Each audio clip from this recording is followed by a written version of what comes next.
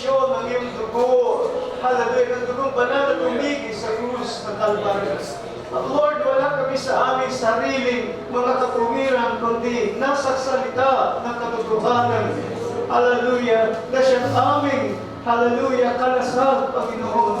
Hallelujah, sa huling mga araw nito na napakasama, na ang kaaway sa lahat ng kanyang magagawa at mga bagay na nais niyang isakatuparan laban sa iyong mga hirang ay kanyang ginagawa. Ngunit salamat, Lord, sa iyong protection.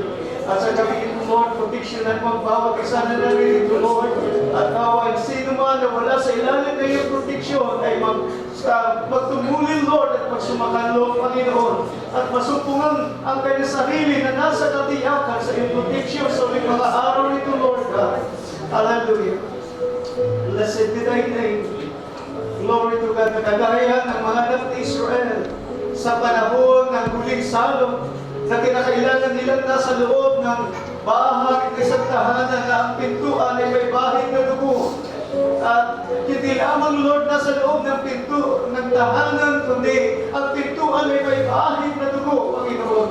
Kaya ng iyong ipinahabayag, Lord, ay kanilang ginawa. At gayon din naman, masumpungan namin ang aming mga sarili.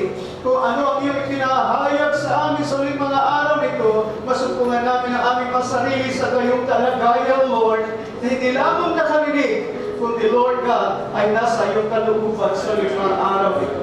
Yan po ang aming samudalangin at sa pagpapatuloy na gawain sa gawin ito, Lord, sa pasimula ng pagtatalakay ng pagsangga sa matapos. Lord, ang iyong biyaya ay di magkulang at pagkasi ng Diyos sa ating Espiritu ay malaya o Diyos na lubos o buksan ng mga salita, Lord, na ibig kong may pahati sa iyong mga anak sa gabi ito. At ang kaluwalhatian na may mauwi sa iyo lamang samantalang ang kalakasan mo ay binubuhos mo sa iyong likod at sa iyong mga anak na lalaki at babae sa iyong mga araw nito. Ito po ang aming samong dalangin sa pangalan lamang ni Kristo Jesus na iyong anak. Ang lahat ay masabing Amen. Ang lahat ay masabing Praise the Lord. Palapakan na natin.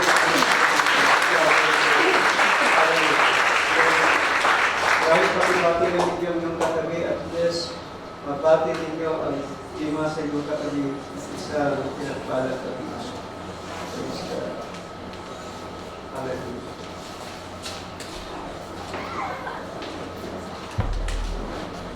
Okay, may mga katabi pa ang iba sa inyo. Ito na iba, parang wala ka na rin. Nakatayo lang ang start. Okay? Hallelujah. Kaya sometimes, kailangan natin basagin yung ating pagiging isolated condition sa oras ng buwan. Kasi kung isa, para tayong nagsusunulan at wala kasama. Pero, when it comes sa daily ng Diyos ay individual ang kanyang daily, but when it comes sa fellowship, at sa mga salita ng Diyos, sa ganitong gawain, hindi tayo nag-isa. Muli ang lahat ay magsabing, Praise the Lord! Praise the Lord! Bago mapo ang lahat sa gawin ko, ating buksan ng aklat ng Sakarya. Ang natin ng Sakarya.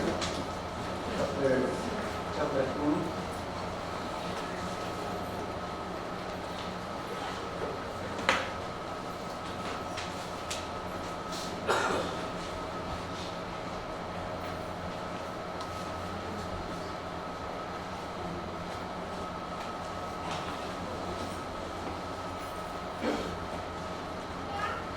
Ating simulan ng pagbasa sa verse 1. Sabi rito, I lifted up mine eyes again and looked, and behold a man with a measuring line in his hand. Then said I, Whither goest thou? And he said unto me, To measure Jerusalem, to see what is the breadth thereof, and what is the length thereof.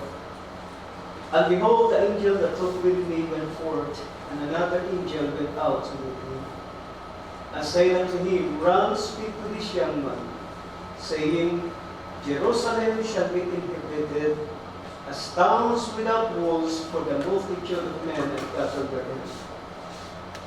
For I, say the Lord, will be unto here a wall of fire round about, and will be the glory in the midst of you.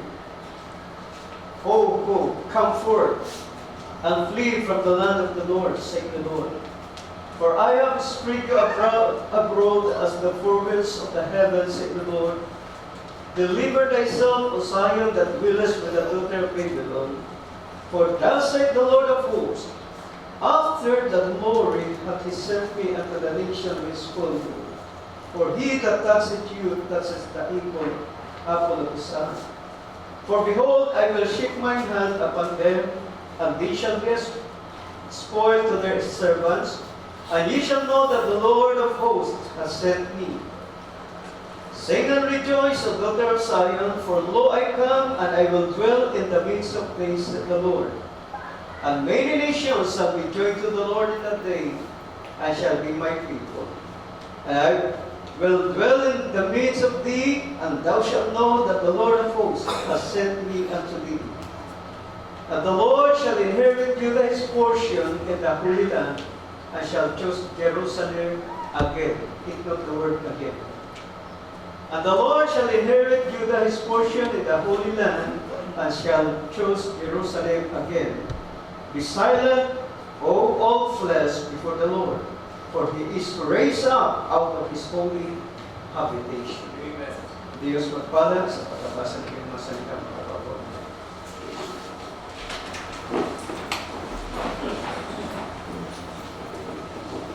Sa gabi ito ay ating pag-usapan ang isang paksa. Nakaraang Miyerkules ay nasa paksa tayong Midweek Jerusalem at ating tinapos ng linggo ng umaga. Sa gabi ito ay narito pa rin ako sa inspiration concerning Jerusalem. At sa kadahilanan na ang ating Panginoon ay binigyan ng diin ang kahalagahan ng bayan ito sa lahat ng mga bayan sa ibabaw ng lupa. Bagaman tayo ay malayo sa Jerusalem at walang bahagi sa bayan ito literally, pero alam niyo ba na ang ating spiritual na mga kalagayan ay may kinalaman sa bayan ito. Ang dilim ng Diyos sa ating mga buhay ay may kinalaman sa bayan ito.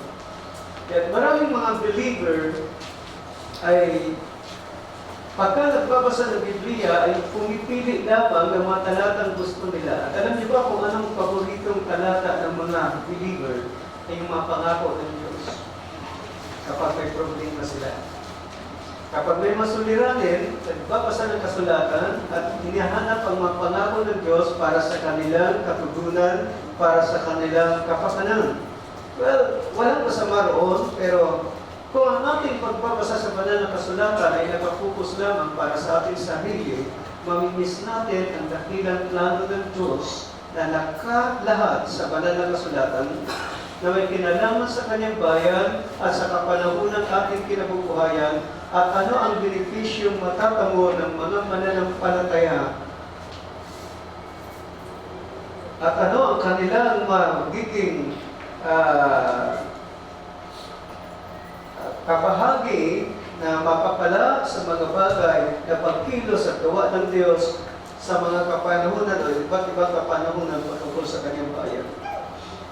Of course, alam natin na kahit ang unang iglesia, ang unang mananampalataya sa kasaysayan, ang naging babala para sa kanila, para mailigtas sa kanilang mga buhay, physically, upang hindi sila mapahamak at maparanas ng kapighatian at pisikal na kamatayan sa panahon ng 70 AD destruction ng City of Jerusalem, sapagkat karamihan sa mga mananampalataya ng unang iglesia, ng panganak ng iglesia sa Aperon ng araw ng Pentecostes, though may persecution sa iba't ibang mga probinsya ng Judea at ng Samaria, ilang pangit pa ng Israel, subalit majority ng mga mananampalataya, especially yung tinatawag na pillars of the church, Yung mga pangunahing mga apostoles ay naroon po sa city of Jerusalem. Ang Jerusalem ay naging sentro ng pananampalataya ng Kristyanismo, samantalang lumalaganap unti-unti sa mga bansa. And for their sake, para sa kanilang kapakanan, ibinigay ng Panginoong Yesus ang city of Jerusalem para maging signpost, para may kakasaklan. So, maaaring ilan sa atin ay magbigat, magsabi noon lang yun at wala nang kinalaman ngayon. Well, maaaring tama sa isang bahagi noon at ngayon ay walang kinalaman, pero maaari rin namang mali tayo kung ating sabihin walang kinalaman ang kalagayan ng Jerusalem ngayon. Sa gabi ito, ang ating paksa ay ating pinamagatang the future of Jerusalem, ang bukas ng Jerusalem. So, pag-uusapan natin ang Jerusalem in the light of God's prophecy at this present time. Hindi natin titingnan ang Jerusalem sa nakaraan, titingnan natin ang Jerusalem sa kasalukuyan at sa hinaharap. Ano ang bukas ng Jerusalem? The reason why kung bakit natin pag-usapan to para ma-establish ang mga mananampalataya at di pabago-bago ang kaisipan at pananaw patungkol sa mga current events na nagaganap sa ating kapanahunan. Ako ay na-bless sa isang light of thought na nagsasabing, yesterday's prophecy, news today. Okay, ulitin ko, yesterday's prophecy, news today. Sino sa inyong nakikinig ng balita ngayon?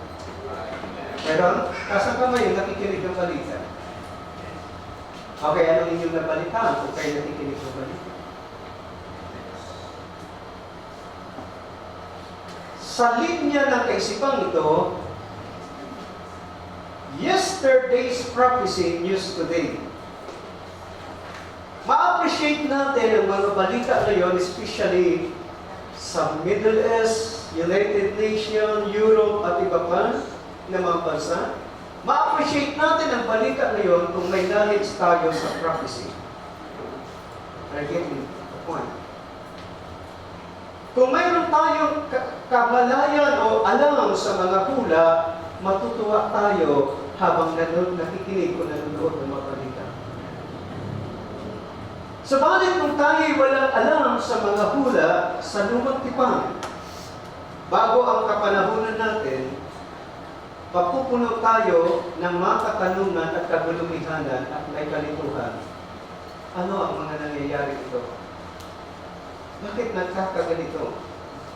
Baka hindi ito o kaya ay baka wala ng panahon pagkatapos nito. Baka ito na ang huling panahon. Kaya kung inyong makikita mga kapatid, kapag wala tayong knowledge ng mga propesya, ay gaya ng ilang mga tao ay sinasabi nila patapos na ang Great Revelation, sabi ng ilang tapos na ang rapture. Ang ilang naman nagsasabi nasa kalagitnaan na tayo na 70 weeks of Daniel. So ang daming mga opinion ng mga tao. At alam nyo, ang mga believer ay kung ano ang kanilang napakinggan, yun yung kanilang tinatanganan. Ang mga mananampalataya sa mga local churches, kung ano ang naririnig nilang ipinapag-aral, yun yung kanilang tatanganan. Alam niyo ba kung bakit? Kasi karamihan sa mga mananampalataya, walang panahon para magbasa ng kasulatan.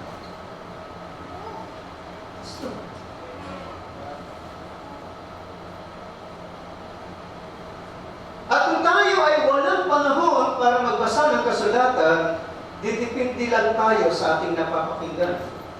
Ngayon, ang tanong, ang atin bang napapakinggang pangangaral at mga mangangaral, lahat ng sinasabi nila patungkol sa mga hula, tama ba?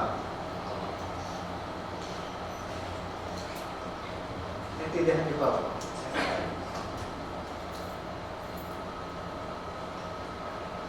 Ang ilan naman mananampalataya, sabi nila, trabaho yan ng mga manggagawa.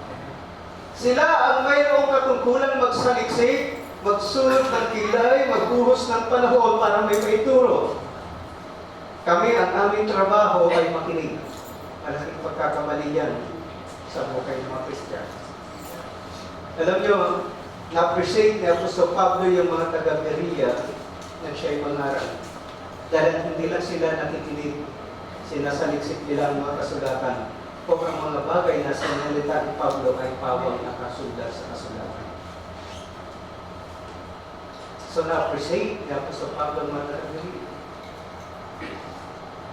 Kaya sa ating panahon, ay kung kayo ay makikinig sa YouTube at iba pa sa internet, ay makukonfuse kayo sa magkakaiba't-ibang mga opinion ng mga tao at interpretation sa kasulatan. Well, ang isang malaking pandarayan na kaaway sa kilusan ng pananampalataya o relihiyon ay ang katuroang ang Israel ay binura na pinutunan ng Diyos ang ugnayan sa kanila at wala ng Israel sa kasalukuyan at di na magkakaroon ng Diyos na ugnayan sa Israel kahit kailan pa man. At ang Iglesia ay naging kapalit ng Israel. At ang Iglesia ay siyang spiritual na Israel. It sounds good, pero yun ay hindi katotohanan kung tayo magbabasa ng kasulatan. Alam niyo ba kung bakit?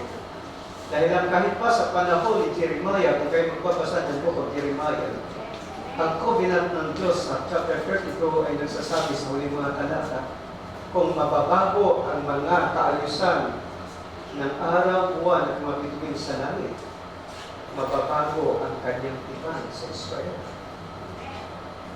Naintindihan niya ba natin ang ibig sabihin nun? Kung magbabago, ngayon ang tanong, kailan ba nagbago?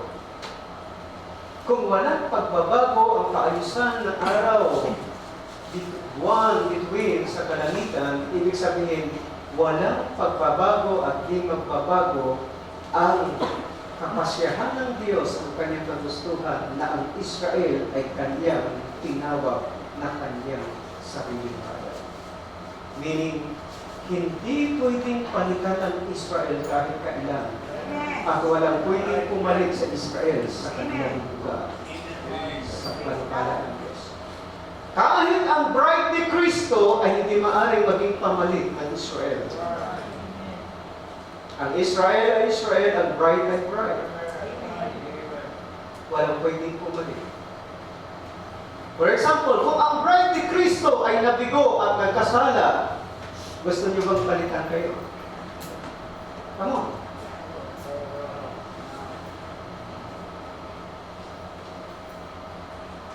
You know, kung ating titingnan ang Israel sa maraming bisis at pagkakataon, ay binigo nila ang Diyos.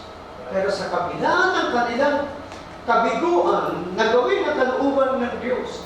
Yung mga involved sa paggawa ng kabiguan at pagsuway sa kalooban ng Diyos, pinarusahan niya, inalis niya.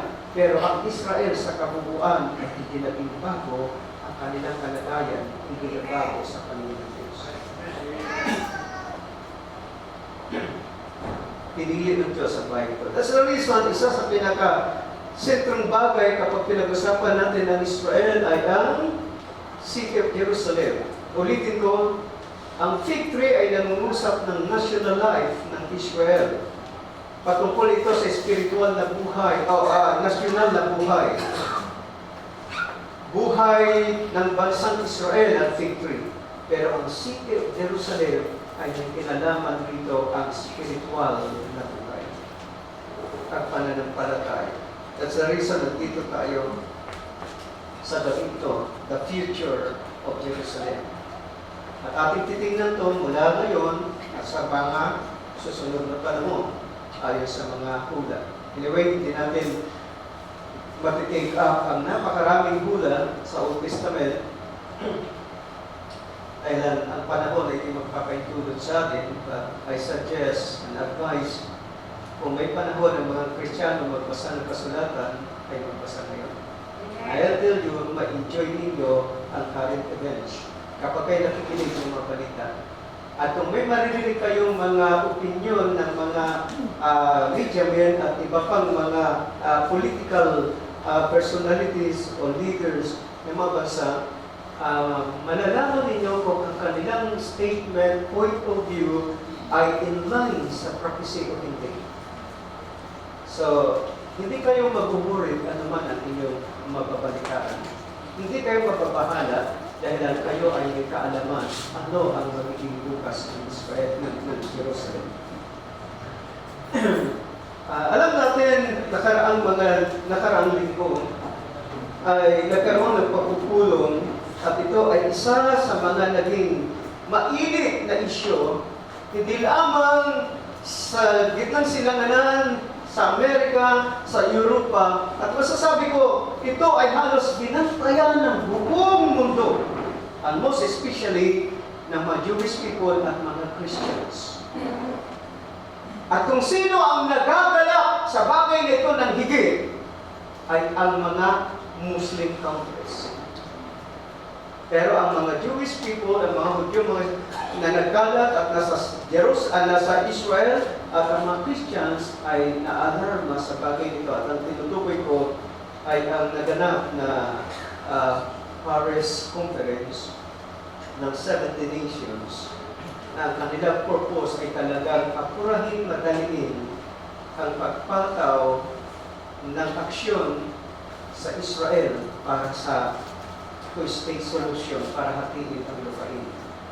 And you know, kung atin lamang kung naiintindihan, at kung alam lamang natin ang kalagayan kapag nahati ang Israel, ang city of Jerusalem ay mawawala sa control ng mga Hudyo.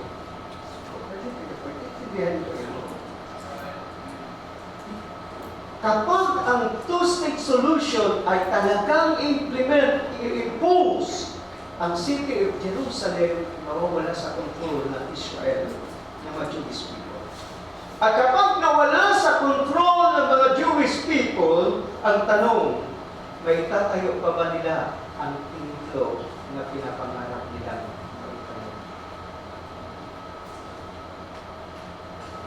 Susundan niyo ba ako? Kaya magandang balita ay ito, nabigo ang Paris Conference. Alapakan natin ang Panginoon. Alam mo, maraming mga Kristiyano hindi na nagamit at namagitan sa bagay na yan. Maaring ang ating iglesia at marami sa atin walang kinalaman at walang ginawang anuman. Pero alam niyo po, isa sa source ng blessing ay kapag ang mga Kristiyano ay pinag-pray ang Israel. Sino sa inyo na nakakalam niya? Kapag inanalangin natin ang bayan ng Diyos at Israel, ang bansang ito, and most especially when we pray for the peace of Jerusalem. Sinong nakabasa niyan sa book of Psalms? Ating idalangin ang kapayapaan ng Jerusalem. Most especially sa mga araw nito, kung mayroong isang bayan na nangangailangan ng dalangin, ito ay ang Jerusalem. The reason why, ang bayan ito ngayon ay nakatadhana sa mga kulat at mayroong rule na nagkakampalan sa propesiya sa plano ng Diyos. At banal na kasulatan ay nagsasabing pagpapalain niya ang mananalangin para sa Jerusalem. Minsan, akala natin, kapag tayo ay laging naglalaan ng pananalangin para sa ating sarili, at kapag ating dinudulog sa Diyos ang ating mga concern, at ating mga tinatawag na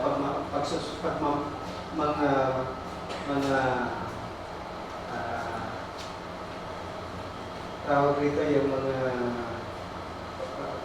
pangangailangan sa buhay at ilang pang mga bagay, mga concern natin, kapag ating nilagag sa Diyos at hiniling na tayo pagpalain, kariniwala tayo na tayo pagpapalain.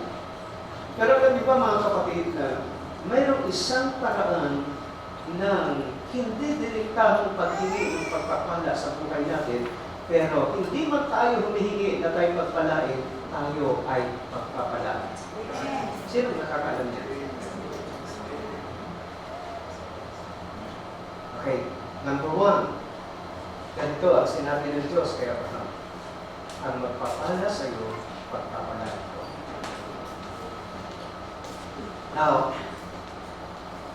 kung mayroon sa atin dalangin ng dalangin na tayo ay pagpalain, at ang ating mga dalangin ay walang naging tugon. At nakikita natin ang pagpapala ay di ka rin dumarating, baguhin natin ang ating dalangin. Baka may mga balakid at hadlang, kaya ang pagpapala ay di dumarating. So baguhin natin ang ating dalangin. Hanasin natin, ilalali natin ang mga taong pinagpala ng Diyos. Alam nyo, may kaisipan na ganitong mga tao. Pinagpala na nga eh. Pag mo pa itadalangin at pagpalangin. Diba? Actually, that is human mentality. Ang mentalidad ng tao ay napakalayo sa mentalidad ng Diyos. Sino sa inyong nakalaala ng parabol ng ating Panginoon na yung binigyan ng 5, tumubo ng 5, at yung binigyan ng 1, tumubo o walang tinubo. Kasi tinago niya. Di ba? Kaya, wala kayong tutubuin kung itatago ninyo ano mang bagay na ibinigay ng Diyos sa inyong buhay. Wala kayong mapapalag anuman, mga kapatid. Kahit gaano kayo katagal na naging Kristiyano, mula sa pagkabata at tumanda na kayo nagkaubal. Pero kung ikakahiya ninyo ang Panginoon, ikakahiya ninyo ang mga salita, at kayo ay mananatiling kanyan, wala kayong tatanggaping reward sa anumang paraan. Amen. At yun yung nakakalungkot na katotohanan. Yung nagtago ng isang talento ay inalis yung nasa kanya. At nang kunin ito, ibinagay roon sa tumubo ng 5. Sabi ng ilan, Panginoon, tumubo na nga ng 5, ibibigay mo pa? Nakita niyo ang kaisipan ng Panginoon, ang kaisipan ng Diyos, diba sa kaisipan ng tao? Naalala ko doon, isa sa magkakapatid, hindi na mawala yung inggit, kanto, silos. Kasi kung minsan, ay nakikita nila na ang pagtrato ng mga magulang kung minsan ay hindi patas, hindi pantay. Kung sino yung nakakaangat sa buhay at hindi nagigipit, siya pa minsan ang binibigyan. Ewan ko kung mayroon kayong napansin na ganyang mga pangyayari sa pamilya. Iyang medyo naghigipit, nainggit, nagsisilos. Kung sino pa ang mayroon, mas magaan ang loob na bigyan siya at tulungan kaysa naman yung nagkikipit na nangangailangan. Alam nyo, mahirap intindihin ang ganyang bagay. Pero ito lang ang katotohanan niya. Napakaganda po na ang isang taong pinagpala ay ating idalangin pagpalain at lalo pang pagpalain. Dahil na sa ganong paraan, tayo'y pagpapalain. Now, alam kong mabigat ang katotohanan ito. Pero wala kayong pagpapalang matatalo kahit anuman ang ibibigay ninyo at dalangin sa taong isinita.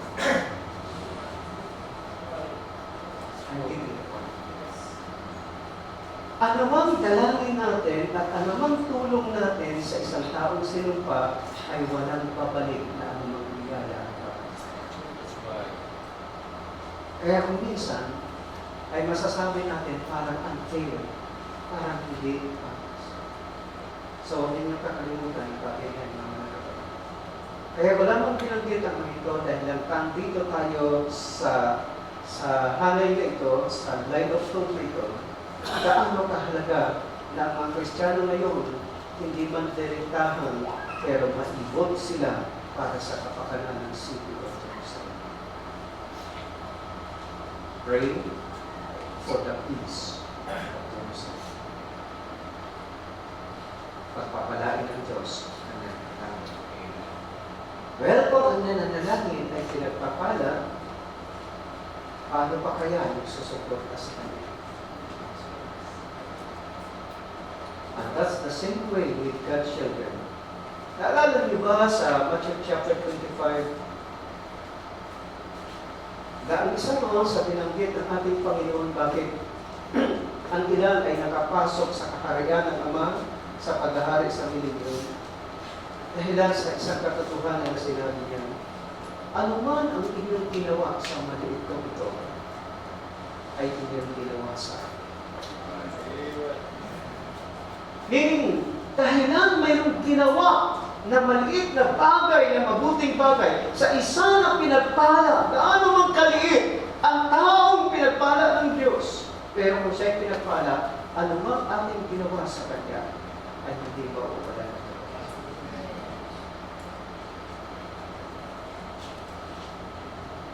Naniniwala ba kayo lahat ng mga anak ng Diyos ay tinalaga sa pagpapala at pinagpala? At hindi kayo mahirapang maghanap kung sino yung dadalangin pagpalain at pagpapala.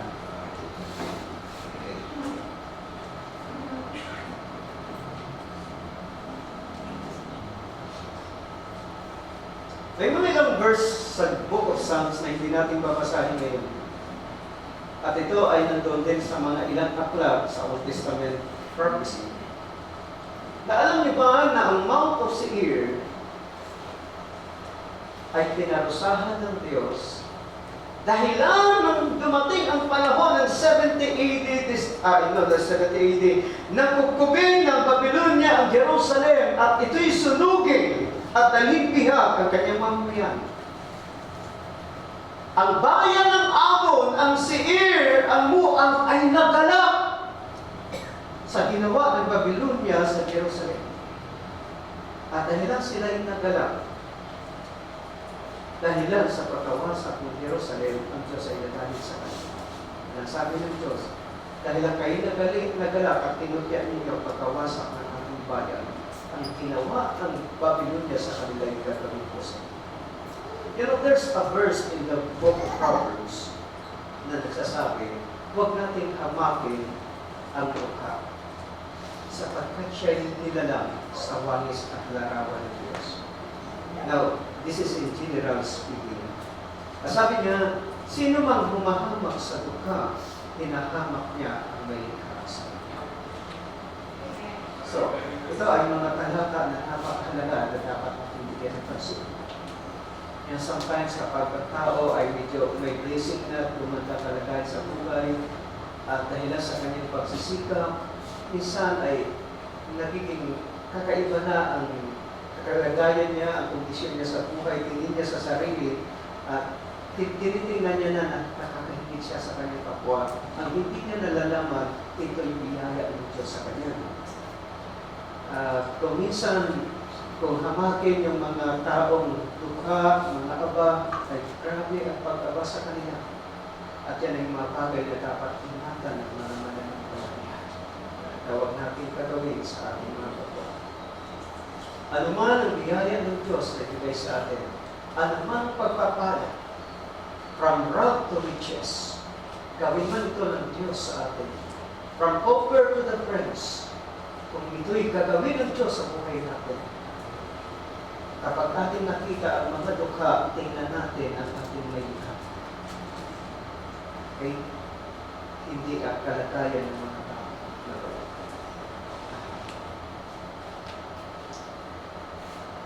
Alright. Wala na tayo oras.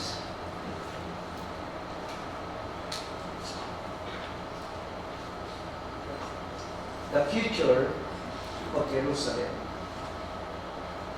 Nababalikan ko ang 70 nations itong nakaraang Paris and France Conference. Thank God na nabigo sila. Ang United Kingdoms, ang Balkan countries, Australia, at iba pa ay hindi sumang-ayon na implement o impose ang two-state solution ng Adan at madali. At dahil lang dito, mga kapatid, nakahinga ng mainam ang Israel. Alam niyo ba kung ating titingnan, dalangin ninyo this coming Sunday sapagkat bibigyan natin ng pansin ang Revelation chapter 12 ang birth pains at ating titingnan ang panahon na ating kinabubuhayan, in which I do believe, gaya ng pinakita kong mga prophecy nung nakaraang Sunday, hindi si Kristo yung man-child. Ating makikita sa ibang verse ng Bible, sino ang man-child na yun, at ano ang nararanasan ng mga Kristiyano ngayon ng iglesia o ng nubya ng ating Panginoon, at ano ang mga susunod na mga pagdadaanan ng mga mananampalataya sa malapit na hinaharap sa loob ng taong ito at sa taong darating ay ating maintindihan. At alam niyo ba kung bakit nagkaroon ng resolution ang United Nations noong December 23 at ang agarang pagtawag ng conference sa Paris? Ano ba yung gustong tigilan ng kaaway? I do believe na ito ay hindi basta kagustuhan lamang ng mga leaders ng mga bansa. I do believe na hindi dahilan si Obama ay isang Muslim, kundi nasa influence ang mga leaders ng mga Arab countries at mga Muslim countries ng spirit ng kaaway. At alam niyo ba kung anong mayroon sa 5 araw nito? Gusto kong sabihin sa inyo, alam ng kaaway ang mga hula.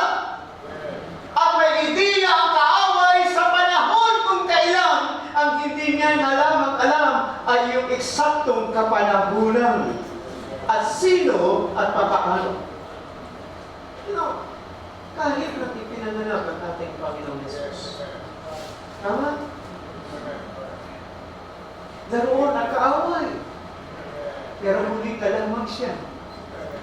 Alam mo ba kung bakit? Pinanganak na ang hari ng mga Hudyo. Pero ganun pa man, sa kabila na nalaman niyang pinanganak ng hari ng mga Hudyo, kumilos pa rin siya, inimpluwensyahan niya si Herodes at ang mga kaaway nito para ipapatay ang mga bata sa Bethlehem 2 taon pa pa. Ano ang purpose nito? Ano ang purpose ng pagpatay? Ano ang purpose ng utos na yun ng hari? Para siguraduhin mapipigilan ang pinanganak na hari sa pagganap sa mga hula. So mga mahal na kapatid, dito tayo sa panahon na ang pangunahing gawain ng kaaway, pigilan ang katuparan ng mga hula ng mga salita ng Diyos. At ang paraang ito ng kaaway ay hindi lamang sa bansang Israel, kundi kahit sa nubya ng Kristo sa 5 araw. At kung mayroong panahon na ang kaaway ay nalilito, dahilan mayroong magkasabay na kaganapan ng hula sa Iglesia at sa Israel. Sino ang kanyang unahin? Okay, kung ang kaaway ay nalilito, sana ang mga Kristiyano hindi malito. At hindi nalilito. Amen. Amen? Pero paano ka mga Kristiyano walang alam kung ano ang panahon na nakakatuwa? Ito nakakadukot, nakakatuwa.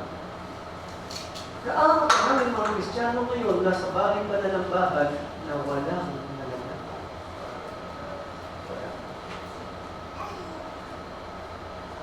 So, brothers and sisters, ito hindi. Makinig kayo. Kung naniniwala kayo na ang panahon ay napakikip na at yung ating napapakinggan noon ay naririto na, ito ang tamang panahon magsulog ng kilay, magbasa ng Biblia at manalangin makanuno bago makuyan na. Naniniwala akong lubos na ang ating tema last year, last camp meeting, ay hindi kaisipan ng tao. Ito ay mula sa Diyos para ipaabot sa atin kung anong kalooban niya para sa atin. Deeper with God. Alam niyo po, halos napakalaking porsyento ng mga Kristiyano na dito ngayon sa ating panahon. Hindi lang dito sa ating iglesia. Napakababaw ng Christmas.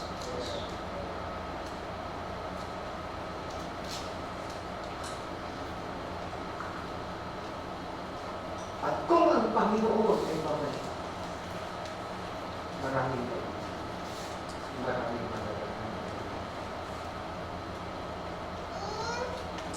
sinasalita ko ito, Hindi lang para sa inyo, ito rin ang ating mga anak. At hindi ibig sabihin ng ating mga anak ay ating mga anak na sila ay nasa pamatanan. Bawat isa sa atin ay kinakailangan ng umalim sa Diyos. Hindi dapat nakalimutan.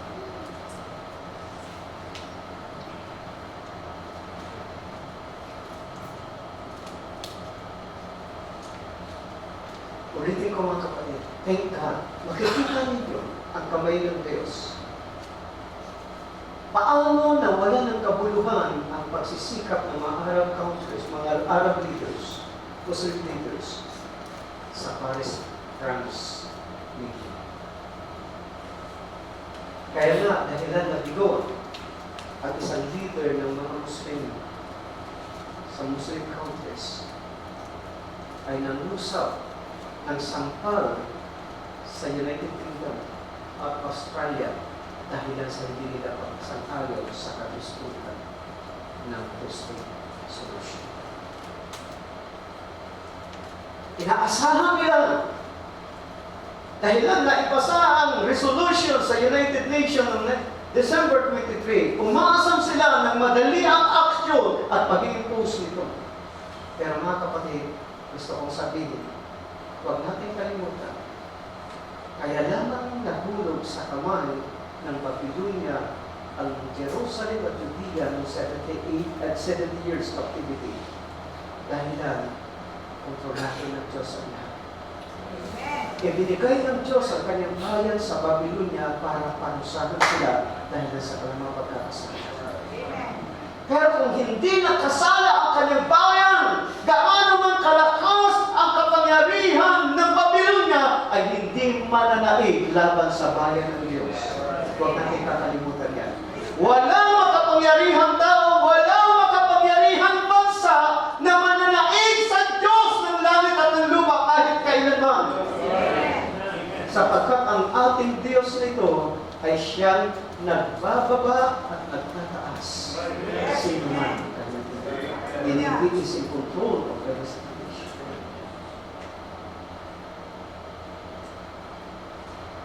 Kahit anong pagmamadali na ginawa ni Obama, can you imagine, 5 araw na lamang noong 15 ng Disyembre, pagka 20 ng Disyembre, papalit na si Trump.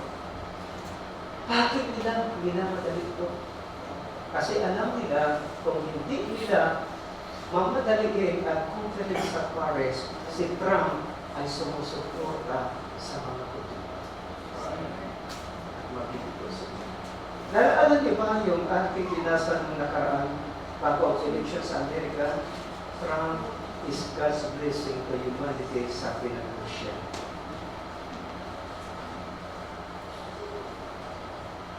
Ngayon siguro ay nabubuo na sa atin ang garawan ng mga balita. Bakit si Trump ay blessings sa humanity? Dahil kung si Hillary ang nanalo,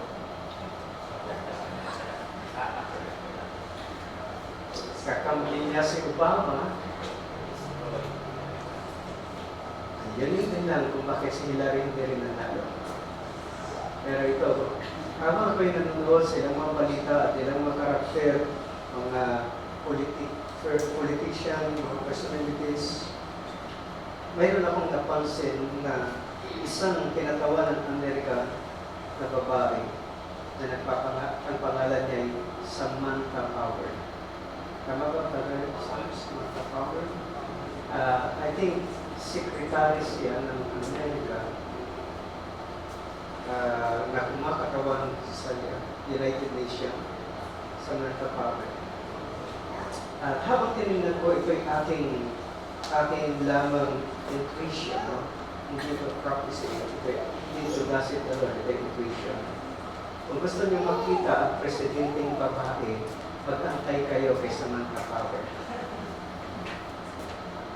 Pero maiwan kayo sa rapture.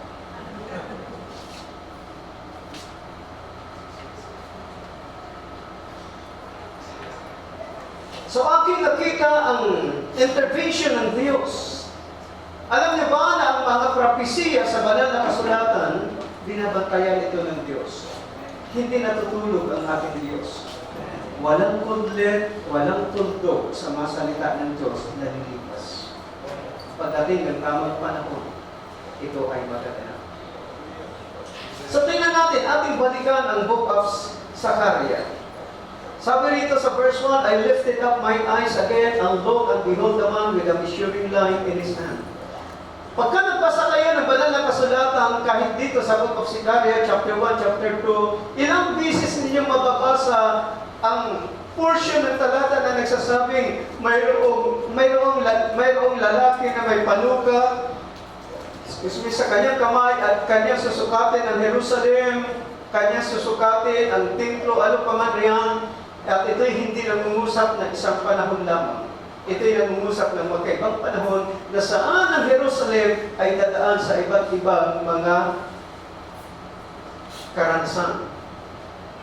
Then said I, whither goest thou? And he said unto me, to measure Jerusalem, to see what is the breadth thereof and what is the length thereof.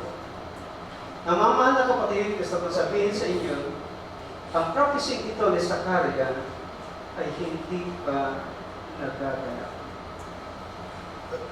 That's the reason pinamagatan natin itong the future of Jerusalem. Tinitingnan natin ang propesya sa kasalukuyang panahon at ang mga darating na araw.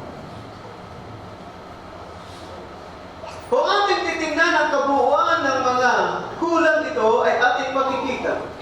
Ganitong sabi sa verse 3, and behold, the angel that took with me went forth, and another angel went out to meet him, and said unto him, Run, speak to this young man, saying, Jerusalem shall be inhabited as town without walls, for the multitude of men and cattle therein.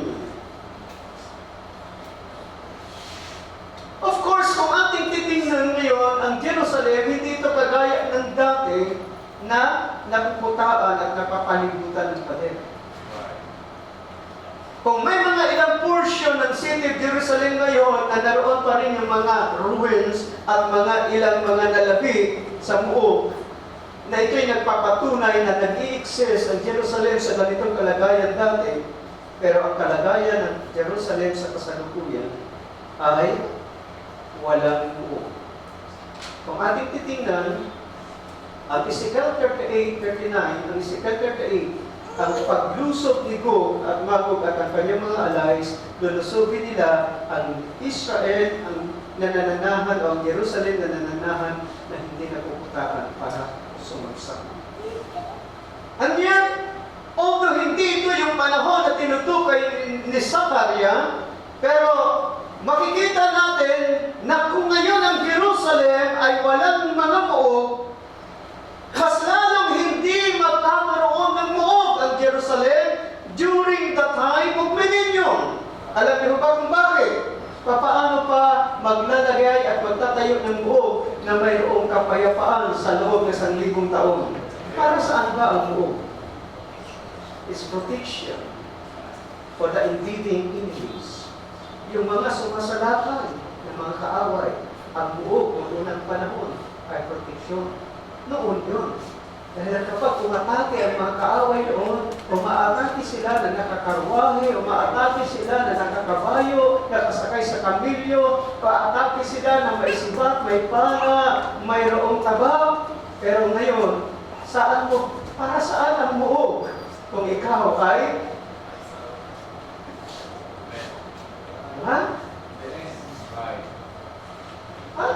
Anong silbi ng muog ngayon sa mga nuclear warheads, sa mga missiles, sa atomic bomb? Para saan ang muog? Wala itong pakinabang. That's the reason natin titingnan kung ano ang kalagayan ng city of Jerusalem ngayon, sa kasalukuyan, at maging sa panahon ng millennium. Sabi rito sa verse 5, For I, said the Lord, will be unto here a wall of fire round about, and will be the glory in the midst of here. Now, ang verse 5 ay nagsasuggest na ang kalagayang ito, na ang Diyos ay magiging muog na apoy sa palibot niya at magiging kaluwilhatian sa gitna niya, ito ang Jerusalem sa panahon ng millennium. Ang getting the point. That's the reason ang ating tema, ang ating pamagat, the future of Jerusalem. Ibig sabihin, ang ating binabasa ngayon ay hindi pa ito ang Jerusalem ngayon. Ang kalagayan ng Jerusalem ngayon ay malayo sa katotohanan na ating binabasa rito sa Hokor, sa Kaya. So mga kapatid, kung atin lamang bibigyan ng panahon ang pagbabasa ng kasulatan, may iba't ibang mga hula patungkol sa Israel sa City of Jerusalem na tumutukoy ng magkakaibang panahon, pero City of Jerusalem ang pinakasentro ng hula.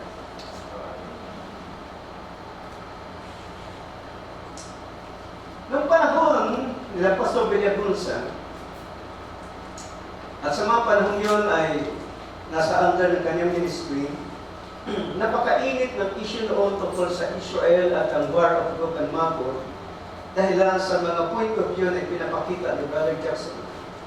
At ang isang bagay na aking malimit marinig noon, ang kaluwalhatian ng Diyos sa Israel at ang Israel ay hindi matatalo ng kanyang mga kaaway. Pero kapag ako'y nagbabasa ng mga hula ng banal na kasulatan, ang ganung statement ay hindi ko alam paano iugnay sa Book of Zechariah chapter 14. Ang City of Jerusalem ay mahati at mahulog sa kamay ng kaaway. At di ko alam paano i-attain ang mga point of view. That's the reason, napakahalaga po ng mga Kristiyano yung nagbabasa ng kasulatan at may kamalayan sa mga Kristiyano. Sapagkat kung minsan, mga mananaral ay nananaral at natuturo ng mga bagay kung ano ang kanilang opinion o ito po sa mga hula na binabasa. Pero ang Diyos ay laging tama sa kaisipan ng Israel. Lahat ng tao ay sinungaling ng subject of different states, pero ang Diyos ay hindi nagsisinungaling. Of course, walang tao na alam yung lahat ng mga bagay at hindi pwede na ang isang mangaral lahat ay nasa kanya na at wala na siya mali, no, hindi po kanya. Lahat ay may limitasyon at lahat ay nakalipid lamang sa sukat ng biyaya o pinigay ng Diyos. Pero alam niyo po, ang napakaganda ay ganito. Kapag tayo ay may mababang puso at magbukas ng isipan, makikilala natin ano ang tamang kapahayagan sa mga hula dahilan may Espiritu Santo na tumatagay sa Diyos. Yan po yung isang bagay na napakaganda. So ang verse 5 ay pinapakita ang Jerusalem in her millennial glory. The Lord will be the wall of fire round about here, and will be the glory in the midst of here. Ngayon, hindi pa natin makikita ng Panginoon ay siya kaluwalhatian sa gitna ng Jerusalem. Alam niyo po ba kung bakit? Andyan pa yung Mosque of Umar. Diba? Wala pa ang templo sa mga Hudyo. Samantala, ang templo ay tinatawag na bahay ng Diyos. At kung mayroon magdako sa Judea, sa City of Jerusalem, na dako na tinawag na tahanan ng Diyos, ay ang Temple Mount. Ang temple. So how could be the glory of the Lord will be in their midst kung wala ang temple? Are you getting the point? At kahit pa, itayo man ang templo sa malapit na mga araw na ating hinaharap, it could be before the end of this year or next year, mga kapatid, pero ang templong yan ay tatayo ay hindi para tirahan ng kaluwalhatian ng presensya ng Diyos, sapagkat yan ang templong yan ay nakatadhana para sa Antichrist. According to Bible prophecy.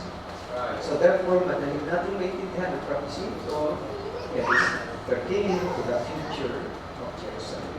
Okay, let's go. Verse 6. Who come forth?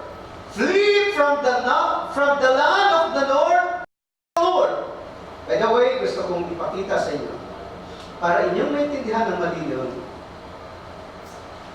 ang sulat na ito, ang vision na ito ni Zechariah, tapos na ang 70 years captivity. Si Zechariah at si Haggai ay dalawang mga propeta na in-encourage si Zerubbabel sa pagtatayo ng templo sa Jerusalem na nasunog at sinunog ni Nebuchadnezzar. Nakauwi na po sila. So therefore, at ating makikita ngayon, habang nakikita ni Zechariah ang vision ito, hindi ito tumutukoy sa templo sa kanyang panahon. Later, itong pagtakas na ito at pagpapanauli ng mga anak ni Israel ay hindi tinutukoy yung paglabas nila sa Babylonia at pagbalik sa Jerusalem. It's future. Ito'y sa hinaharap. At ating tingnan, sabi rito sa verse 6, who come forth and flee from the land of the north, saith the Lord, for I have spread you abroad as four winds of the heavens, saith the Lord. Paano sila pinangalan? Sa apat na hangin. Na hindi yun nangyari sa panahon ni Pedro. Okay, let's go. Sabi rito sa verse 7, deliver thyself, O Zion, that dwellest with the daughter of Babylon. Bagamat ang Babylon rito ay nababanggit, mga mahal na kapatid, ito ay may mga significance. At di natin pag-usapan nito sa ito. Verse 8, for thus saith the Lord of hosts, after the glory hath he sent me unto the nations which spoiled you, for he that toucheth you toucheth the apple of his eye. So itong after the glory he sent me unto the nation which spoiled you, ay pinapakita rito sa ibang version na ang Panginoon, ang kalwalhatian ng Panginoon ay mahayag sa panahon na ang bayan ng Diyos ay sasamsama ng mga bansa. And of course, kung ating titignan, yun yung Ezekiel 38:39. At ito ay nasa panahon na huling bahagi ng dakilang kapitatinan. Okay, let's go. Verse 9, for behold, I will shake my hand upon them, and they shall be spoiled of their servants. So, may panahon na sasamsaman ng mga kaaway ang Israel, pero babalik na rin ng Diyos ang kasaysayan. Ang istorya, ang sumamsam sa kanila, sasamsaman rin nila. Paano ito mangyayari? Dahil ang kaluwalhatian ng Panginoon ay kanyang ihahalap sa mga araw. Pero may prophecy na ganyan sa Book of Isaiah. Tingnan natin just the same time para ating i-compare. Ay napakalagang mga bagay. Ating pagpupuntan pas.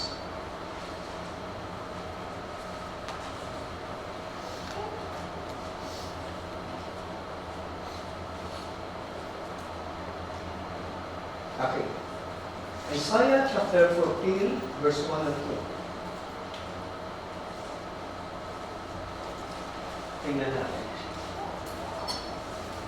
For the Lord will have mercy on Jacob, and will yet choose Israel, and set them in their own land, and the strangers shall be joined with them, and they shall cleave to the house of Jacob.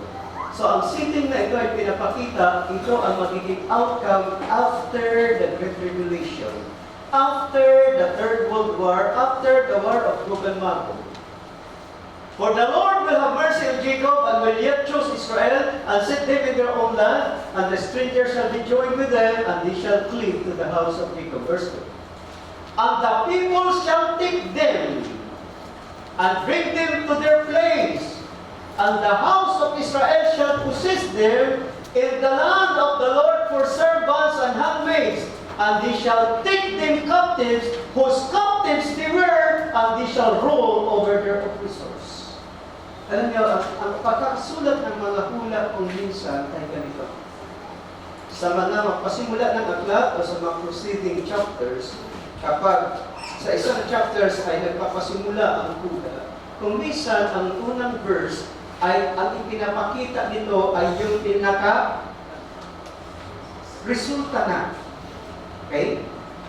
Yung verse 1 ay pinapakita yung pinaka-resulta ng lahat ng pangyayari. Ang pinakabungod ng pangyayari, ano ang naging outcome. Then, ang following verse, pinapakita paano nangyayari yung mga bagay nito. Kaya, yun yung ating makikita sa chapter 14 ng Isaiah. Ang verse 1 ay pinakita ang millennial glory na ang mga bansa ay lalapit na sa Israel sa araw na yun. Pero pagdating sa verse 2, pinakita ano ang mangyayari bago dumating ang panahon yun na lalapit ang mga bansa sa Israel. So sometimes hindi tayo aware at familiar paano isinusulat at paano ang mga propesya sa lumang tipan ay magkakaroon tayo ng panitunan. Bakit gano'n ang mga kuwan? Para bagal yung pinakahuli yung ano na. Anyway, pagka nagsusulat ng kuwan, ng isang, isang yung mga Twitter yung iba, ang ginagawa nila, yung forward nila ay nandoon na yung pinaka-detalye yung buong pangyayari hanggang sa katapusan. At pagkatapos, sa kanila isasalaysay, unti-unti ang buong pangyayari. So, sometimes ang mga propesya sa Old Testament ay ganyan magpapakasulat. So, kung niyo magkikita, magkaibang panahon sapagkat ang propetang si Isaiah ay nabubuhay bago ang 70 years captivity ng Babylon, ng Judah sa Babylon. Samantalang si Zechariah ay nabuhay siya pagkatapos na makalaya ang Judea at nakabalik sa Jerusalem ang mga Jewish people sa Jerusalem. So ito'y magkaibang panahon, anyan ang kanilang tinutukoy sa hula ay iisang pangyayari lamang sa hinaharap.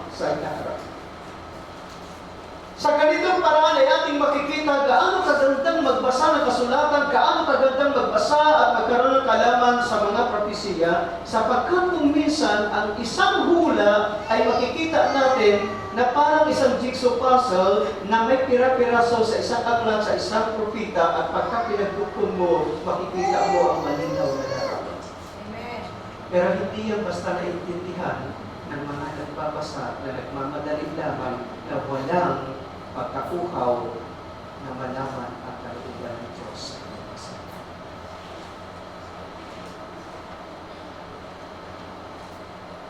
We must humble our heart before God.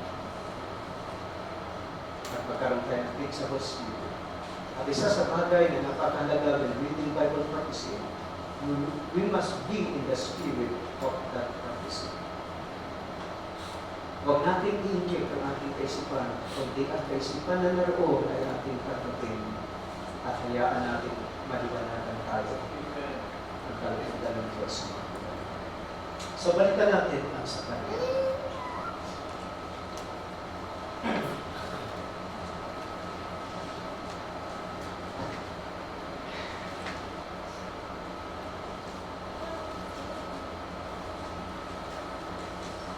Verse 10.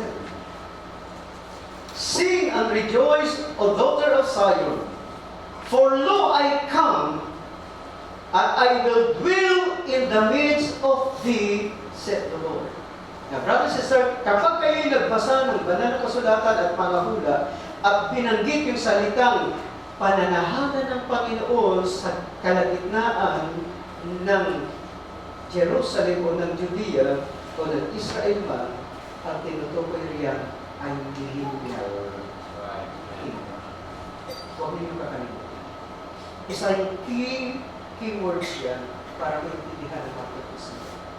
Kapag ang hula ay tinutukoy ng pananahanan ng Diyos na kanyang kalwalhatian, at tinutukoy ang millennial kingdom. Yan ang future ng Israel o ng Jerusalem. Yan ang future ng Jerusalem. Pansinin niyo ang verse 11. And many nations shall be joined to the Lord in that day.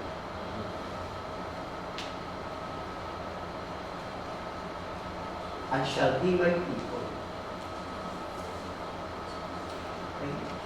Many nations shall be joined to the Lord in that day and shall be my people. And I will dwell in the midst of thee, and thou shalt know that the Lord of hosts hath sent me unto thee.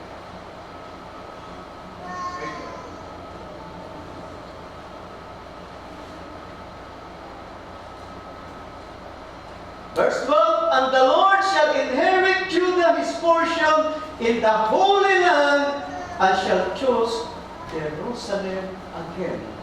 Take note the word, and shall choose Jerusalem again. Bakit pipiliin niya muli ang Jerusalem?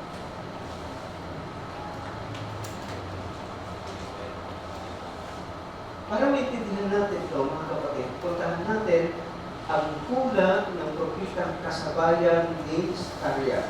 Sino ang propitang yung kasabayan ni Zakaria?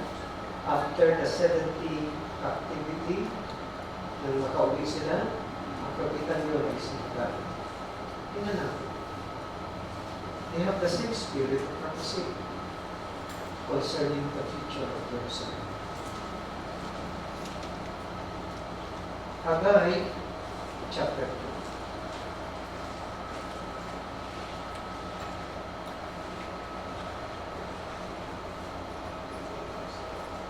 Verse 1. Okay, kanina parang nag-ikli ng oras. Pero ngayon, habang tinitingnan ko, parang nakagagpag oras. Nag-enjoy pa kayo, mga kapatid. Alam niyo, maraming mga Kristiyano ayaw ng prophecy. Pero alam niyo, ako'y nagkagalak sa mga prophecy. Isa sa kagandahan kapag tayo nag-aaral ng prophecy, ay intindihan natin ang panahon natin at ang mga nangyayari. Okay. Although ang ating paksa ay future ng Jerusalem, pero nakakagalak na malaman bakit hindi naging successful ang Paris Conference. There's a reason why. There's a God behind all this. Amen. Sa mga nangyayari. Now, verse 1 ng Haggai chapter 2. In the 7th month, on the 21st of the month, the word of the Lord came by Haggai the prophet, saying, Speak now to Zerubbabel, the son of Shealtiel, the governor of Judah, and to Joshua, the son of Jehozadak, the high priest, and to the remnant of the people. Ang remnant na tinutukoy dito ay yung mga nalabi na nakauwi galing sa Babylonia. There's 70 years captivity. Saying, Who is left among you who saw this temple in its former glory? Tinatanong niya ngayon, sino yung nalabig sa inyo? Sino yung nanatiling buhay sa inyo? Sino yung pinakamatanda sa inyo na nakakita ng kaluwalhatian ng dating temple? Yun yung tanong nila tayo. Sino? So, ang kanya hinahanap ay yung mga tinatawag na senior citizen. Sino? Yan yung kagandahan ng mga senior citizen. Mga witness sila ng mga pangyayari sa ilang generasyon. At makakapagsaysay sila ng kanilang nasaksihan.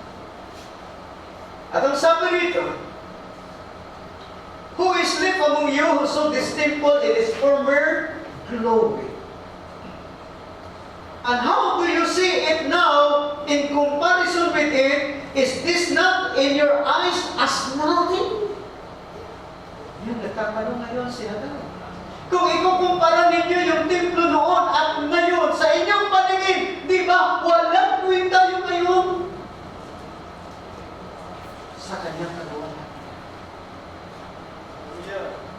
Alam nyo, yung materialis na ginamit, pilak, ginto, tanso, at iba pa. Mga materialis privilege. At kung mayroon mang isa na nagpakinang sa templo ng Jerusalem na nauna, pagkalwalhatian ng Panginoon. Amen. Kaya sabi dito ni Haggai, ikumpara ninyo ano yung masasabi. Verse 4. Yet, now be strong, Zerubbabel, says the Lord, and be strong, Joshua, son of Jehozadak, the high priest, and be strong, all you people of the land, says the Lord, and war, for I am with you, says the Lord of hosts.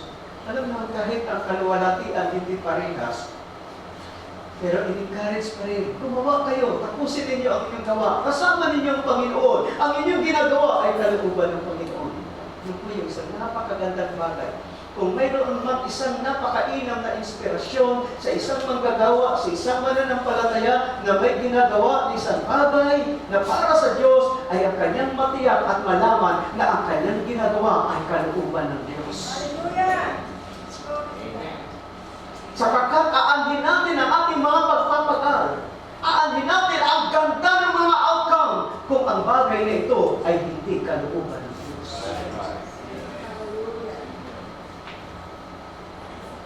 I am with you. Ito yung napakagandang words of encouragement, says the Lord of hosts. Verse 5. According to the word that I covenanted with you when you came out of Egypt, so my spirit remains among you.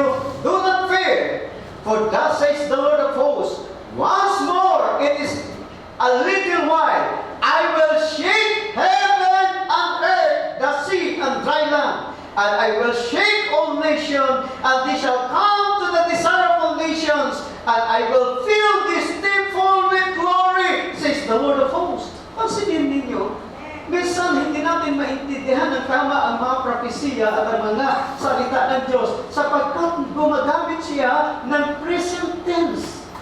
I will fill this temple with my glory.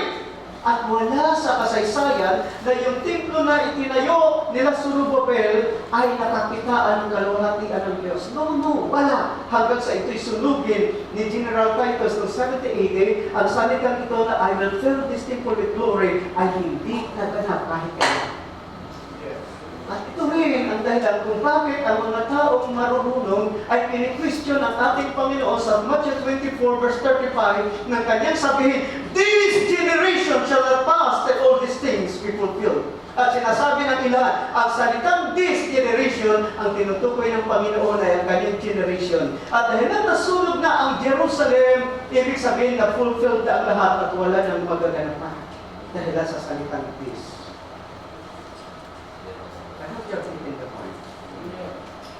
Kapag ginamit ng Diyos ang salitang this, ito, dapat natin intindihin yung salitang ito, kailan niya tinutukoy.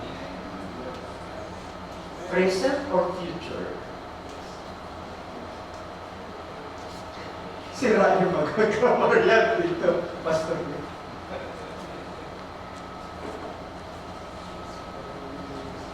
Now, yun yung dahilan, mga taong marunong, hindi maniniwala sa Lord.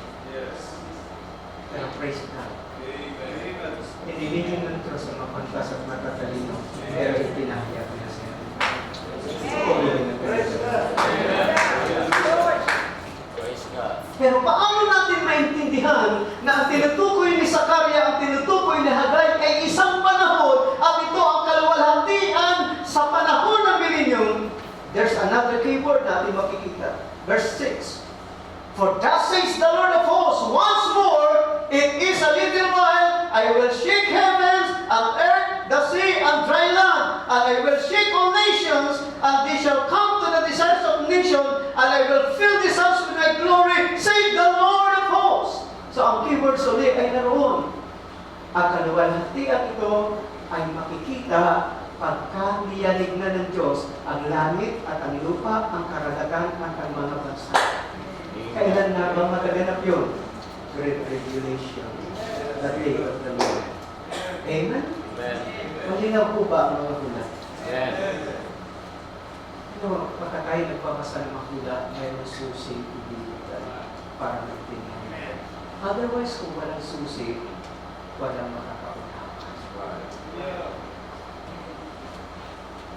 Kailan makikita ang kaluwalhatian ito ng templo sa Jerusalem? Pagkatapos ng Great Tribulation, pagkatapos ng wrath of God, and the day bring there the Lord, and to there the Lord, pagkatapos noon, ang millennium. That's the reason na ating binabasang mga hula ay pinapakita ang future ng Jerusalem.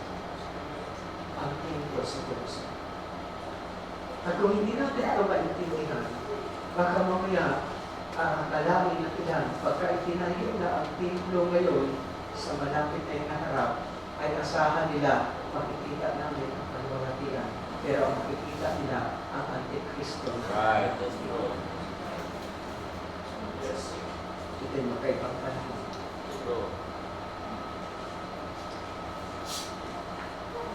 Tingnan natin ang huli ng pangungusap. Verse 8. The silver is mine and the gold is mine, says the Lord of hosts. The glory of this latter temple. Alam niyo, kung tayo ay nabubuhay sa panahon ni Hagay at ni Zachariah, ang salitang latter temple, wala nang iba tayong iisipin kundi yung tinatayo nila sa Lord. Kasi lumipas tayo kay Solomon. Ito ngayon ay tinatayo muli. So, kung tayo ay mga Jewish people na naroon doon, nakasurvive at nakabalik after 70 years captivity, at narinig natin ang propeta na ganito. Ganito sabi niya, the glory of the latter temple will be greater than the first. Ano ang ating expectation? Mas mainam, mas maluwalhati, mas nakila kaysa sa panahon ni Haring Solomon. At kapag hindi natin nakita, anong ating sasabihin? False prophet. Tama? Kasi hindi nag-come to pass. False prophet kayo. Hindi nag-come to pass. Naintindihan ba ng tao ang salitang the latter house? Ano ang tinutukoy sa propesya ng latter house? Kung lilinawin natin ang huling templo, may naunang templo, may huling templo. Ang huling templo ay mapupuno ng kanyang kalulatian at mas nagigit na dakila isa sa kanya. Ang tanong, anong templo ang tinatawag?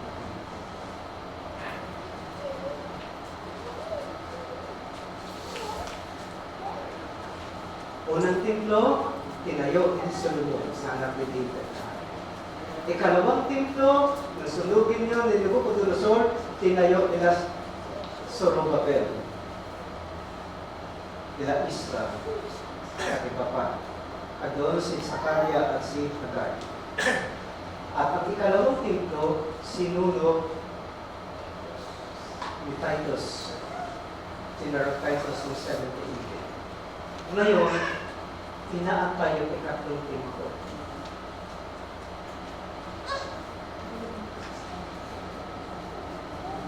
Nalala ninyo last Sunday, sa ating panahon lamang, nagkaroon ng kasaysayan na nakuha ng mga Hudyo ang city of Jerusalem liban sa Pedro.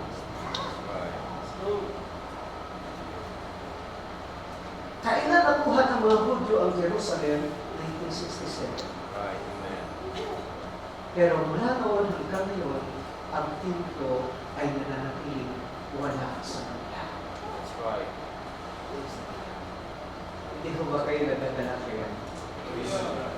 Pinanganap ko 1964. Kung nakuha ng mga Hudyo ang Jerusalem, ang buong control 1967, 3 years old pa lang ako noon.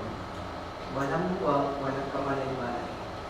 At kung nakuha ang templo noon, wala akong bahagi sa kalooban ng Panginoon. Thank God! Alam ng Diyos ang kanyang ginagawa sa kasaysayan. Ngayon, na-appreciate ba natin kung bakit napakahalaga ng Jerusalem ang templo?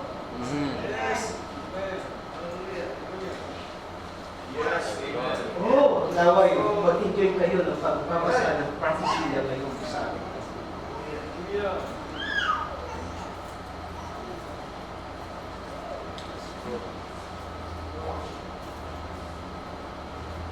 Kontrolado ng Diyos ang mga bagay. Minsan ang mga Kristiyano kahit sa mga araws. Bakit kasi ayaw pa nilang ibalik yung muski o umar sa mga Hudyo? Bakit ayaw pa nila ibalik ang temple ground? Maghunos dili ka, huwag kang magsalita ng basta-basta na hindi mo naiintindihan kapag. Minsan tayo kulang ng unawa, pero pagka tayo nagsalita, parang alam natin lahat. Praise God. Dahil kung may mga anak pa kayo na wala ngayon, at backslider, at ang iba din pa napaupiskuhan, ipanalangin ninyo sila ngayon habang may panahon, habang ang templo ay tingkata o lupa. Right.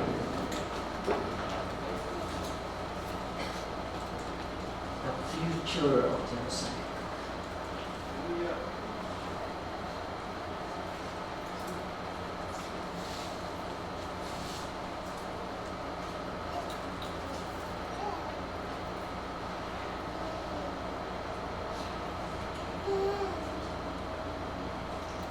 Kapag naitayo ang ikatlong templo,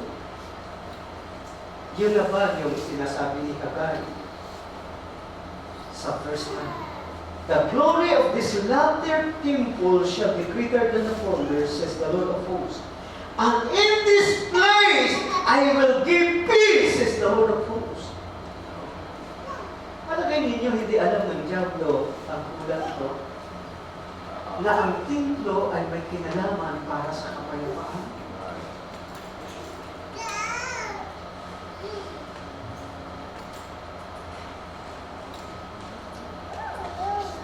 Kung hindi, mga kapatid, na ang nabigong Paris Conference, and I do believe, hindi na ito magmamaterialize pa dahil ilang araw na ngayon? 67 2 days na lang si Trump pupuna, mag-assume na ng kanyang office. Sabi nga, sino ba nagsabi sa akin, sa brother? Ang gusto nga ni Trump, ilipat yung US Embassy na nasa Tel Aviv at ilagay sa City of Jerusalem, mas lalong magkakaroon. Para ipakita niya ang suporta niya sa Israel.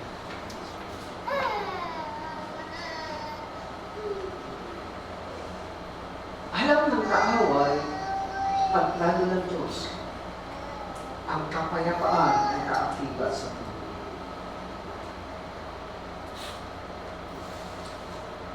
Mga mahal na kapatid, hindi kaya ang tinutukoy na Christos na nadidiskaryo sa Middle East.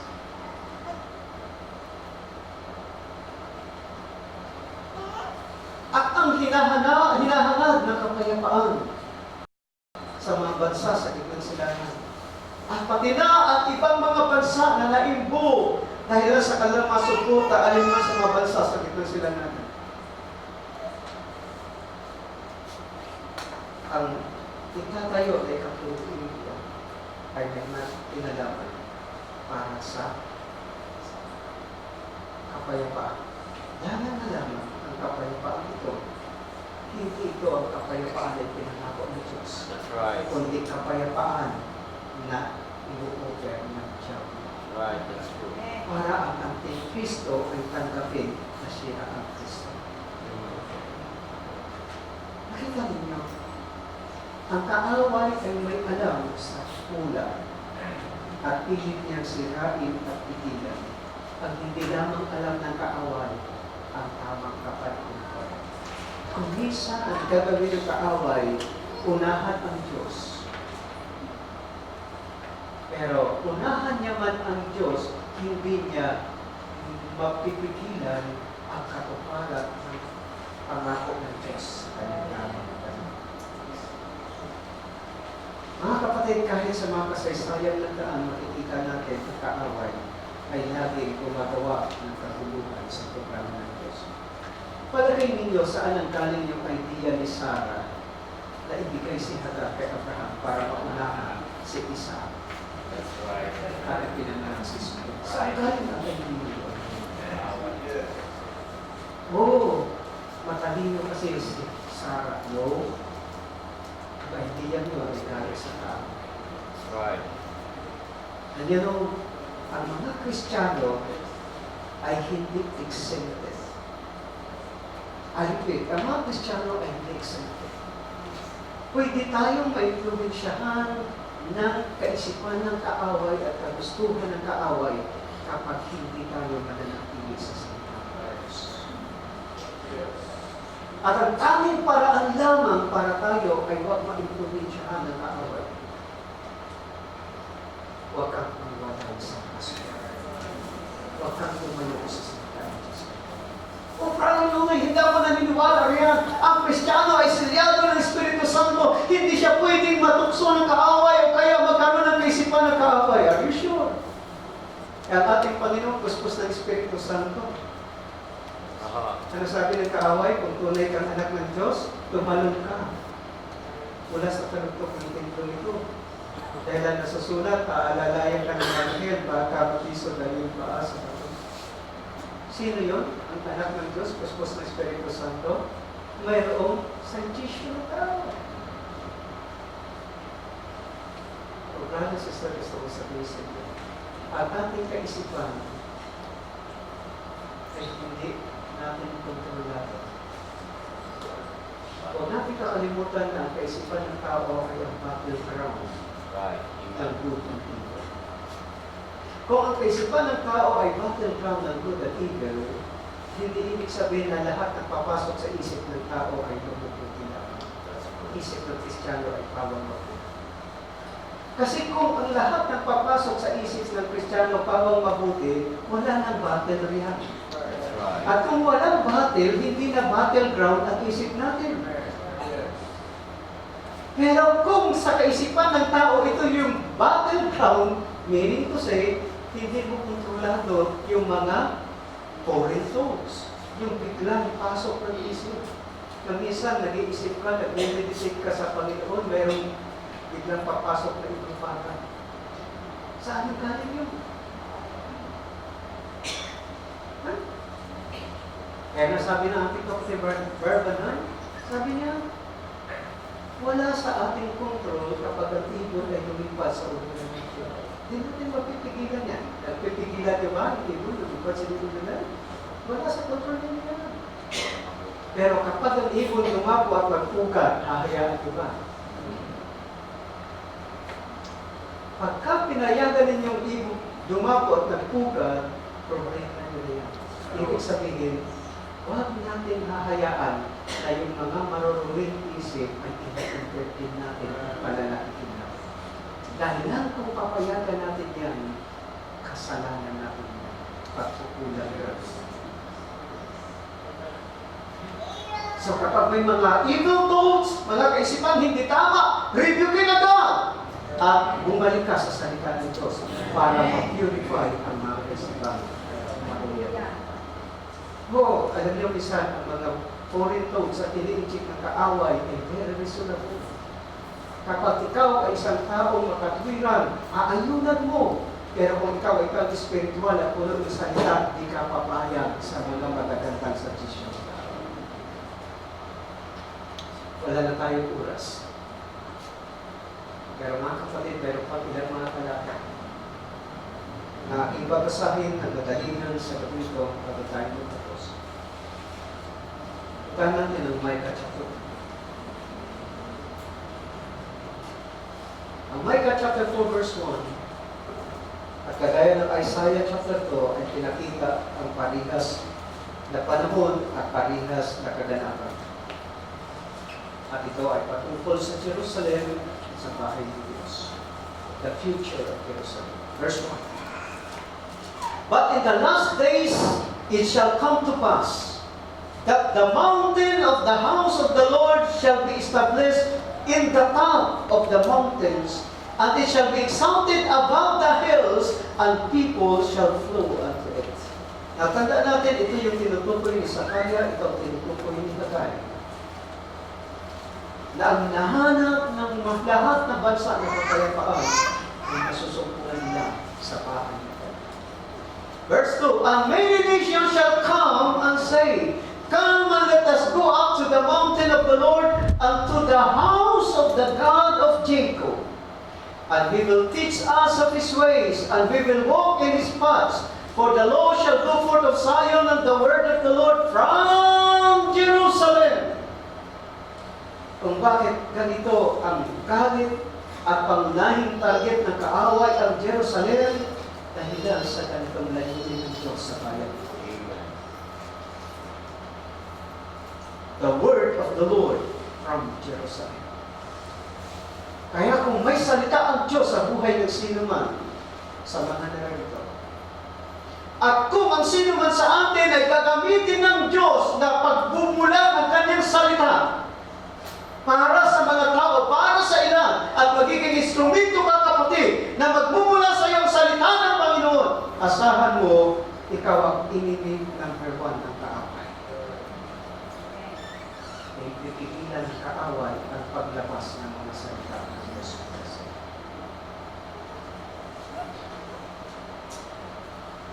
Verse 3, and he shall judge among many people and rebuke strong nations afar off, and they shall beat their swords into plowshares and their spears into pruning hooks. Anong gagawin nila? Papantayin nila yung mga sandakan pagdigma para gawing pag-araro, asarol, karit.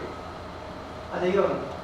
Instead na digmaan, maging agriculture ang kakaabalahan ng mga tao. Nation shall not lift up a sword against nation, neither shall they learn war anymore.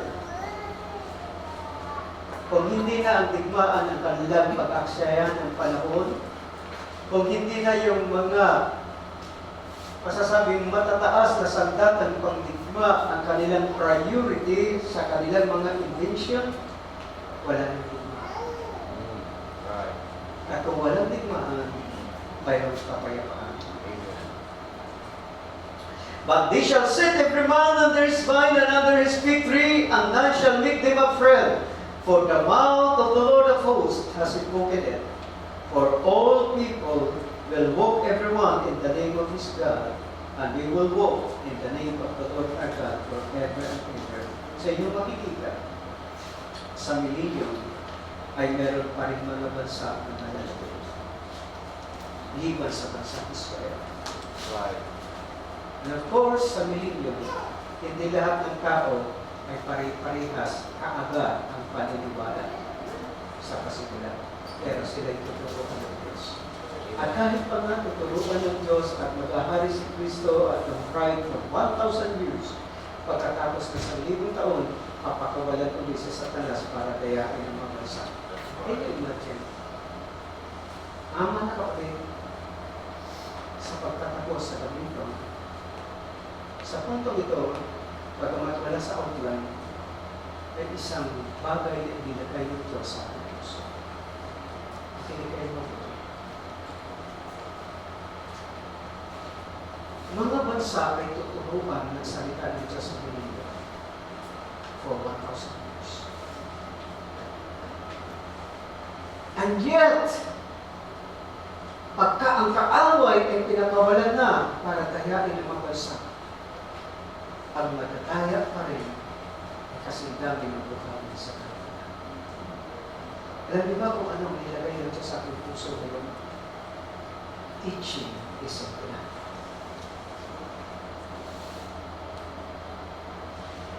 Teaching is a plan. Ang magkaroon ng information, ng knowledge, ang mga nakikinig sa mga pagtuturo na kagaya ninyo sa gabi ito, na nakaupo mula pa kanina at nakikinig. Ang inyong naririnig, ang inyong pinapakinggan ay hindi sa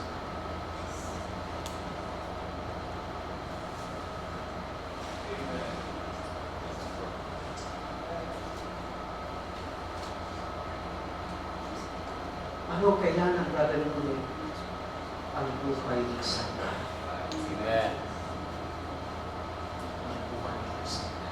Yes, kung kayo pinayaan sa kanila.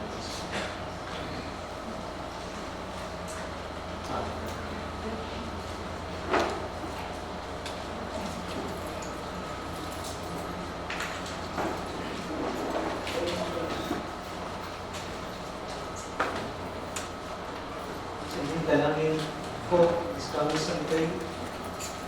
Yung bawat isa ay handa. Babalikan natin ang pagsantong meron tayong hindi pa naman na. Pero is coming someday. Nilagay natin sa aking puso. Nalakanin ang book of Revelation, ang man-child, at anong tinalaman ito sa aking panahon sa Iglesia sa Christ. Sa sa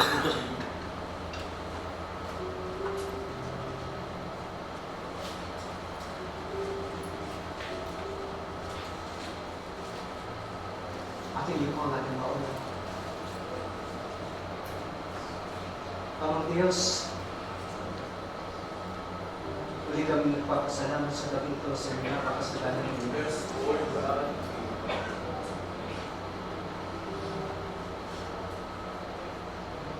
Hindi kami nakadepende sa edukasyon na mayroon ang lupa ito para sa mga mamamayang na bubuhay nito. Bagamat ang mga bagay nito ay malaking tulong sa mga nagbubuhay sa lupa. Ngunit ang iyong mga salita ay pawang spiritual. Hallelujah.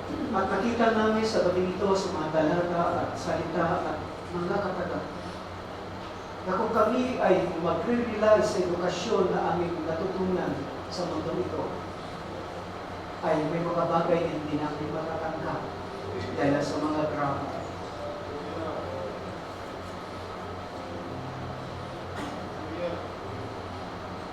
Subalit ang iyong mga salita ay nagpauna na sa amin ng iyong kaisipan at hindi aming kaisipan. Hallelujah. At kung gaano kataas ng langit sa lupa, ganong kataas ang iyong kaisipan sa aming kaisipan. Inisip mo sa akin at ang iyong daan. Kung gaano kalayo ang salamat sa akin.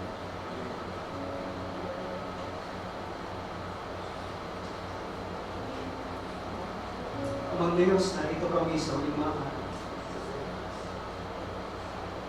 Sa panahong kasalukuyan, nakikita ng aming mga mata, narinig ng aming mata na ang mga kaganapan, ang mga kaganapan. Kung ano ang mga hula sa mga nakalipas na mga daan at libong taon patungkol sa panahon ng kinabukasan. Sa gabi ito ay aming sinili, Panginoon, ano ang iyong kalooban para sa iyong bayang Jerusalem at ang kanyang bukas. Sapagkat ang iyong inspiration na inilagay sa iyong lingkod, yung nakaraang lingkod pa, ay aming tingnan sa at mayroon kang inihulog ng mga nagay sa loob. Appreciate namin, Panginoon, ang pagkakasusunod sa Yes. sa gabi ito kami ubuin ng pawang pinagpayan. Ngayon pa man, Amang Diyos, nagiging na desire ng aming mga puso, di lamang maunawaan at malaman ang iyong mga salita at hula, kundi ang buhay ng iyong mga salita at pagbago patungkol sa amin ay maging realidad at aming maranasan. Upang sa ganitong paraan, ang kaaway ay walang anumang lakas o pwersa laban sa amin sa umiligtaan. Sa gabi nitong Amang Diyos, aking idinadalangin ang iyong divine protection sa lahat ng narito at kahit wala.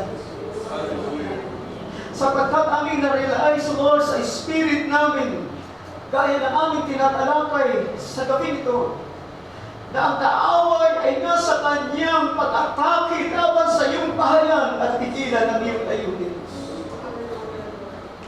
At sa ganito ay aming nakikita maraming mga mananampalataya ngayon ay nasa under attack ng kaaway. Sa iba't ibang kaparaanan na hindi nila nalalaman. And I pray to God, di man nila alam, Lord, ang iyong proteksyon ay hindi magkulang sa kanilang buhay. Itinataas ko sa gabi nito ang iyong pagkakas. Sapagkat may mga mananampalataya ngayon na may pinagdadaanan at ang mga pinagdadaanan ito ay direktahang harassment ng demon spirit. Hawakan mo ang buhay ng iyong mga anak, Lord. At lalong-lalo na ang bawat isa na kabahagi ng iyong in-time fulfillment ng iyong mga prophecy, Lord, at ng iyong mga gagawin suling mga araw ito. the bride of Christ in this message. Itinataas ko sa iyo, Diyos sa gabi. Salamat po, Amang Diyos, sapagkat mayroon kong salita na nakakaaliw at kalakasan namin. Ang iyong anak ay nagpika, sino man ang nasa aking kamay ay walang makakaangkat. Ang aking ama na nagbigay sa kanila sa akin ay mas lalong dakila kaysa sa akin at walang makakaagaw sa kanila mula sa kamay ng aking ama. Lord, nang dumating ang kapanahunan ng mahula, Lord, na may kinalaman din ang iyong mga lingkod, naranasan nilang pagliglig ng kaaway, naranasan ni Pedro na siya pilit na agawin ng kaaway, ngunit ang iyong proteksyon at ang iyong dalangin ay nakapag-ingat sa kanila. Yun din ang iyong gawin sa iyong mga hirap sa mga pag-aaraw nila. Upang walang isa man na mawala sa kasulatan ng mga bagay na kinakailangan maganap sa mga araw ito. Itinatagubilin namin ang aming mga buhay, O Diyos, sa iyong mga kapangyarihan.